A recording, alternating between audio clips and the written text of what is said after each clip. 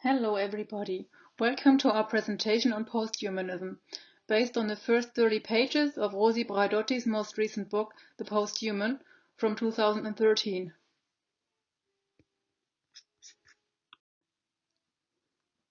We will take a closer look at the first chapters. The introduction presents the theory of posthumanism. The first chapter provides a critical review of humanism as we know it, and the second chapter explains how certain counter-movements developed. The last chapter in this excerpt deals with the consequence of anti-humanism. Professor Rosi Braidotti is a contemporary continental philosopher and feminist theorist. She is currently a Distinguished University Professor at Utrecht University, where she has taught since 1988. She is a Fellow of the Australian Academy of the Humanities and a member of the Academia Europaean. Her main publications include Nomadic Subjects and Nomadic Theory, both with Columbia University Press, and The Posthuman and Posthuman Knowledge with Polity Press. In 2016, she co-edited Conflicting Humanities with Paul Gilroy and the Posthuman Glossary in 2018 with Bloomsbury Academic. There's a certainty that we have always been human, or that we are only that with different names and meanings. The Cartesian subject of the cogito, the Kantian community of reasonable beings, or in more sociological terms, the subject as citizen, right holders, property owners, and so on. While conservative, religious social forces today often labor to reinscribe the human within a paradigm of natural law, the concept of the human has exploded under the double pressure of contemporary scientific advances and global economic concerns. After the postmodern, the postcolonial, the postindustrial, the post-communist, and even the much-contested post-feminist conditions, we seem to have entered the post-human predicament. But what is posthumanism? Braidotti explains posthumanism from different perspectives. The post-human condition introduces a qualitative shift in our thinking about what exactly is the basic unit of common reference for our species, our polity, and our relationship to other inhabitants of this planet. In academic culture, on the other hand, the posthuman is alternatively celebrated as the next frontier in critical and cultural theory, or shunned as the latest in a series of annoying postfads. The posthuman provokes elation, but also anxiety about the possibility of a serious decentering of man, the former measure of all things. There's widespread concern about the loss of relevance and mastery suffered by the dominant vision of the human subject, and by the field of scholarship centered on it, namely the humanities. In Rosi Braidotti's view, the common denominator for the posthuman condition is an assumption about the vital, self-organizing, and yet non-naturalistic structure of living matter itself. This nature-culture continuum is the shared starting point for her take on posthuman theory. What does this nature-culture continuum amount to? This approach posits a categorical distinction between the given and the constructed. The distinction allows for a sharper focus in social analysis, and it provides robust foundation to study and critique the social mechanisms that support the construction of key identities, institutions, and practices. Rosi Braidotti's point on this approach, which rests on the binary opposition between the given and the constructed, is currently being replaced by a non-dualistic understanding of nature-culture interaction. In her view, the latter is associated to and supported by a monistic philosophy which rejects dualism, especially the opposition of nature-culture, and stresses instead on the self-organizing force of living matter. The boundaries between the categories of natural and the cultural have been displaced and to large extent blurred by the effect of scientific and technological advances. Several cultural critics have commented on the ambivalent nature of post-theory phase, namely the fact that it actually registers the new opportunities as well as the threats that emerge from contemporary science. In Braidotti's idea, the anti-theory shift is linked to the vicissitudes of the ideological context, After the official end of the Cold War, the political movements of the second half of the 20th century have been discarded and their theoretical efforts dismissed as failed historical experiments. The new ideology of the free market economy has steamrolled all positions, in spite of massive protests from many sectors of society, imposing anti-intellectualism as a salient feature of our times. This is especially hard on the humanities because it penalizes subtlety of analysis by paying undue allegiance to common sense, the tyranny of doxa, and to economic profit, the banality of self-interest. And later, Braidotti claims that posthuman theory is a generative tool to help us rethink the basic unit of reference for the human in the biogenetic age known as Anthropocene, the historical moment when the human has become a geological force capable of affecting all life on this planet. That humanity be in a critical condition, some even say approaching extinction, has been a leitmotif in European philosophy ever since Friedrich Nietzsche proclaimed the disregard and the idea of man that was built upon it. This bombastic assertion was meant to drive home a more modest point. What Nietzsche asserted was the end of the self-evident status attributed to human nature as the common-sense belief in the metaphysically stable and the universal validity of the European humanistic subject.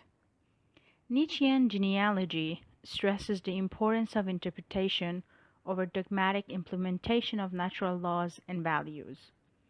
As the Finnish episode points out, however, philosophical anti-humanism must not be confused with cynical and nihilistic misanthropy. Humanity may well be overrated, but as the human population on Earth reaches its 8th billion mark, any talk of extinction seems downright silly. Bertrand Russell, at the height of Cold War and nuclear confrontation, formulated this question that sounds more relevant than ever. The issue of both ecological and social sustainability is at the top of most governmental programs across the board in view of the environmental crisis and climate change. The choice between sustainability and extinction frames the horizon of our shared future. Or are there other options? The issue of the limits of both humanism and of its anti-humanist critics is therefore central to the debate on the post-human predicament. Advanced capitalism and its biogenetic technologies endanger a preserved form of the post-human. At its core, there's a radical disruption of the human-animal interaction, but all living species are caught in the spinning machine of the global economy. The genetic code of living matter, life itself, is the main capital of globalization, meaning the commercialization of planet Earth in all its forms through a series of interrelated modes of appropriation. According to Haraway, these are the techno-military proliferation of micro-conflicts on a global scale, the hyper-capitalist accumulation of wealth, the turning of the ecosystem into a planetary apparatus of production, and the global infotainment apparatus of the new multimedia environment. Animals provide living material for scientific experiments. They are manipulated, mistreated, tortured, and genetically recombined in ways that are productive for our biotechnological agriculture, the cosmetics industry, drugs and pharmaceutical industries, and other sectors of the economy. Animals are also sold as exotic commodities and constitute the third largest illegal trade in the world today, after drugs and arms, but ahead of women. The counterpart of this global commodification of living organisms is that animals have become partly humanized themselves. In the field of bioethics, for instance, the issue of the human rights of animals has been raised as a way of countering these excesses. The defense of animals' rights is a hot political issue in most liberal democracies. This combination of investments and abuse is the paradoxical post-human condition endangered by advanced capitalism itself, which triggers multiple forms of resistance. Biopower, and necropolitics are two sides of the same coin, as Mbembe brilliantly argues. The post-Cold War world has seen not only a dramatic increase in warfare, but also a profound transformation of the practice of war as such in the direction of a more complex management of survival and of extinction. Contemporary these technologies are post-human because of the intense technological meditation within which they operate. We need to devise new social, ethical, and discursive schemes of subject formation to match the profound transformations we are undergoing. That means that we need to learn to think differently about ourselves. I take the posthuman predicament as an opportunity to empower the pursuit of alternative schemes of thought, knowledge, and self-representation. The posthuman condition urges us to think critically and creatively about who and what we are actually in the process of becoming. In the chapter called Life Beyond the Self, Braidotti starts by pointing out that the humanist ideal is actually male. It is man as the measure of all things, iconified by Da Vinci's drawing of the Vitruvian Man, which sets standards for individuals and their cultures alike. The ideal man is not only a white male human creature of perfect bodily proportions, according to the Vitruvian Man, the drawing in the center of this slide by Da Vinci from the Renaissance, but he claims to have unique, self-regulating and intrinsically moral powers. Autonomy and individuality are considered ideal attributes of the ideal man.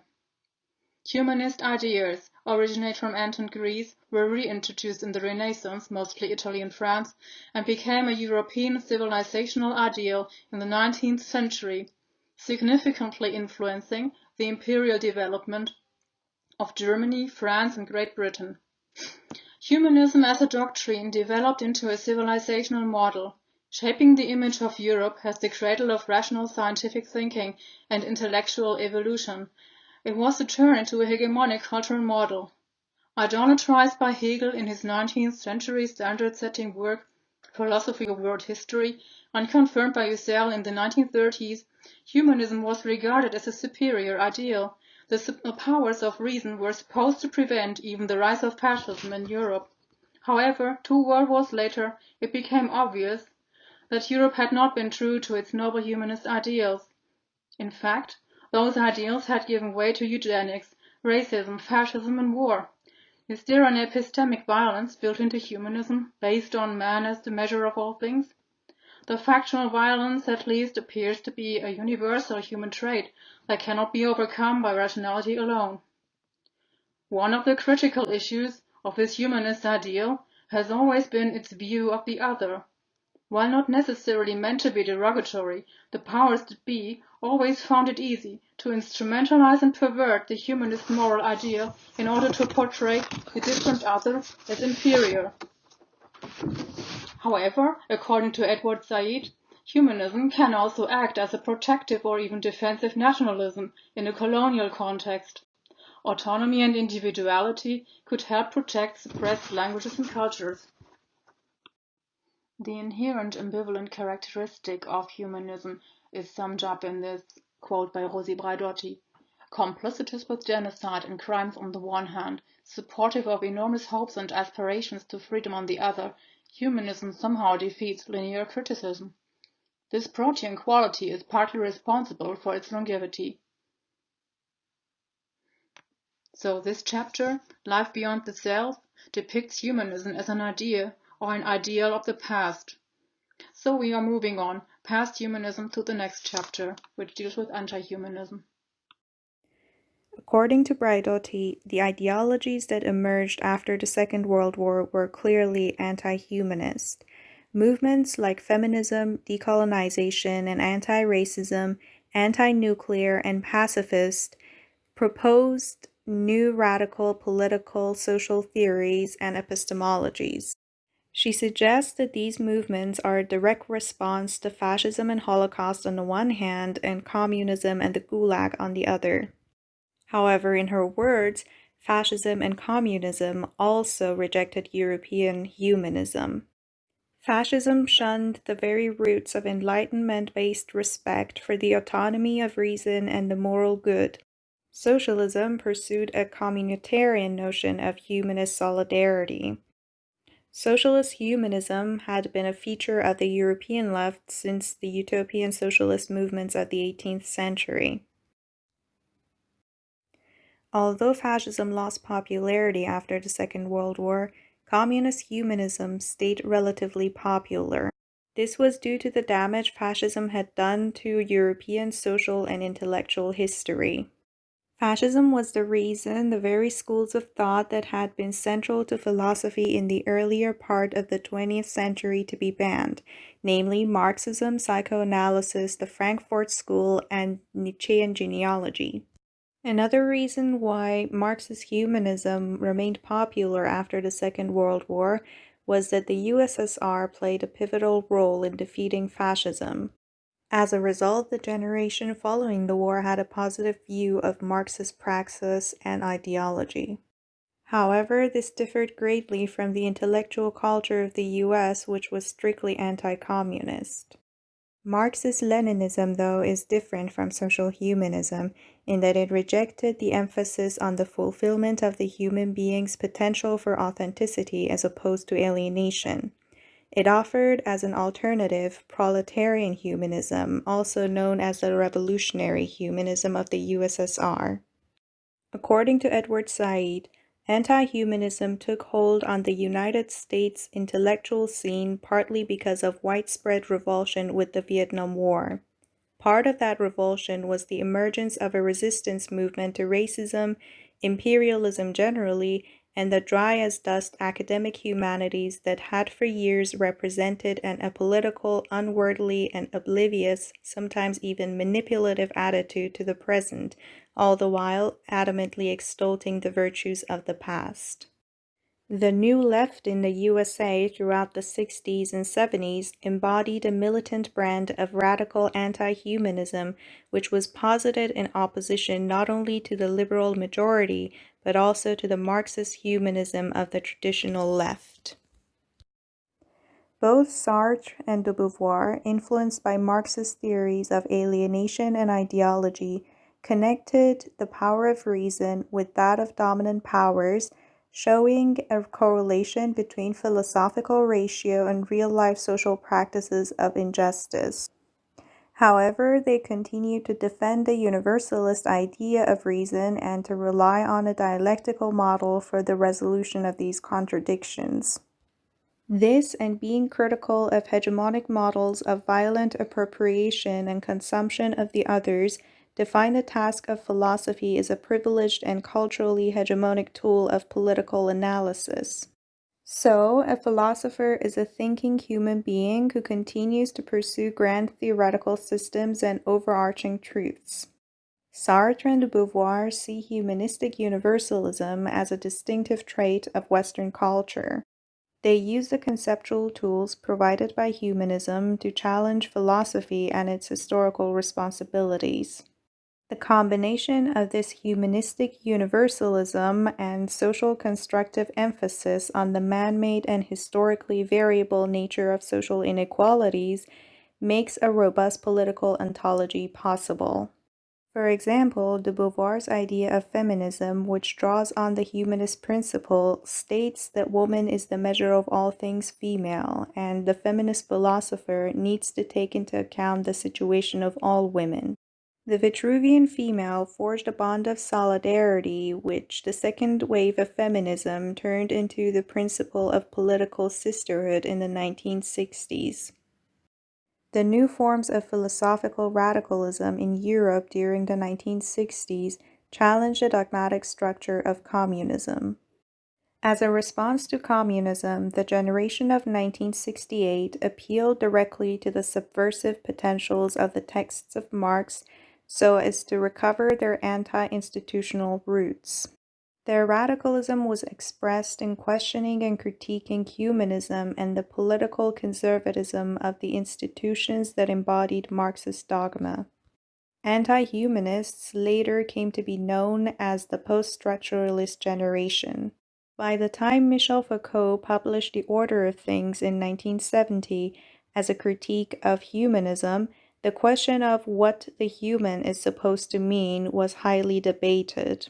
The Death of Man, announced by Foucault, formalizes an epistemological and moral crisis that goes beyond binary oppositions. This not only targeted Marxist humanism, but also the fact that man was still being placed at the center of world history. The Vitruvian Man, which was hailed as a universalistic ideal and a symbol of perfection that by the late 1960s had reached the status of a natural law, began to be seen only as a historical construct. Individualism was no longer regarded as an intrinsic part of human nature, but a historically and culturally specific discursive formation that was becoming problematic. One of the issues regarding the Vitruvian Man was put forward by feminists, who posited that it only accounts for a male of the species. It depicts a white, European, and able-bodied man. This is problematic not only on epistemological but also on ethical and political grounds. Anti-colonial thinkers also found issue with whiteness being presented as an ideal of beauty. French post-structuralist philosophers took the same stance as post-colonial thinkers. They suggest that Europeans need to develop a critique of Europe's delusion of grandeur in positing themselves as the moral guardian of the world and as the motor of human evolution. In other words, we can interpret the Death of Man as an anti-fascist, post-communist, post-colonial, and post-humanist ideology.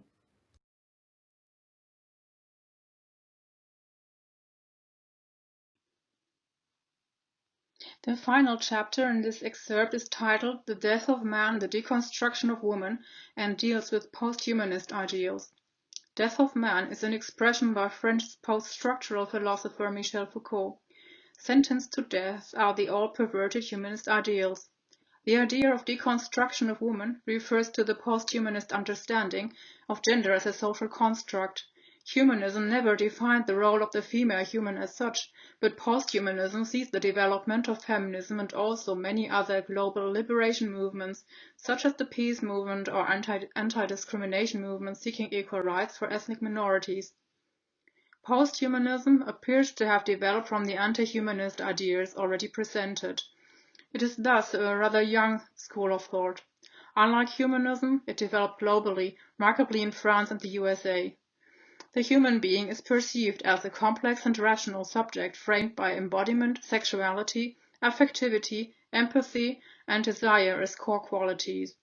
This concept contrasts the purely rational and moral but non-emotional humanist ideal, but it is also adding to it, as it appears impossible to leave humanism behind entirely. The signifying differences between post-humanism and humanism are obvious. Where humanism requires difference for humans to orient themselves in their world, post-humanism claims synthesis and diversity. However, the epistemic violence that already perverted humanist ideal still persists. With this slide, which I titled Iconography of Humanisms, I wanted to let the icons speak for themselves and show the difficulty that is still apparent to include non-human beings into any idea of any kind of humanism. Here are some questions which we would like to put up for discussion. The questions concern humanisms and their consequences in theory and practice. The intention is to reflect on Braidotti's findings and to put them into context with our seminar topic in general and also with Ishiguro's novel Let Me Go. And finally, thank you for bearing with us